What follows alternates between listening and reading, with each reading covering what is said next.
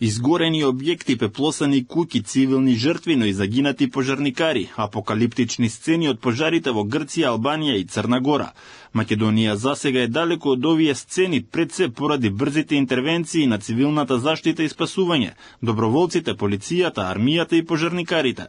Посе изгледа Македонија годинава се издвојува како пример за колку толку успешна борба со шумските пожари. Експертите велат, тоа не е случајност. Од првиот аларм сите расположливи сили се на терен, а покрај човечкиот потенцијал, поддршка во гаснењето доаѓа и од канадерите, хеликоптерите и армиските Хермелини и Пинцгауери, кои беа пренаменети во противпожарни. Ситуацијата оваа година во организационен план е далеку подобра од изминатите години, бидејќи во гасењето на пожарите се вклучени сериозни сили.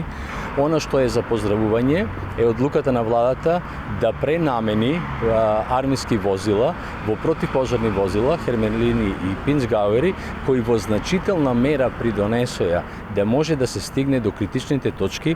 Во соседството пак сликата е драматично поинаква. Во Албанија и Црна Гора огромни шумски површини се уништени, а материјалната штета се мери во илјадници евра. Во Грција досега десетици домови се во пепел, стотици луѓе се евакуирани, а има и жртви. Според податоците од Националната обсерваторија во Атина и порталот Метео, изгорела површина од над 10.000 хектари. Албанија се соочува со една од најтешките сезони на пожари во последните години. Според Европскиот информативен систем за шумски пожари, годинава низ целата земја изгореле над 54.000 хектари земјиште од 93 регистрирани пожари. Од масовните пожари што ја зафатија земјата во последните денови оштетени се 207 куќи, а 40 од нив се целосно изгорени. Кај нас и покрај повеќе активни пожари, бројот на изгорени објекти е минимален.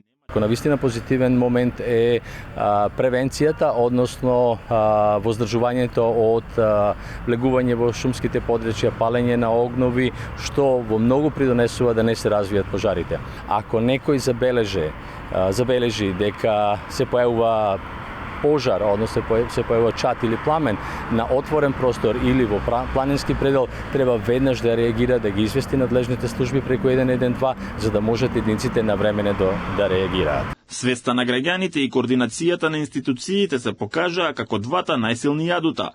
Благодарение на тоа, Македонија засега го избегна сценарието од соседството, докажувајќи дека кога има организација, стратегија и солидарност, дури и огнот може да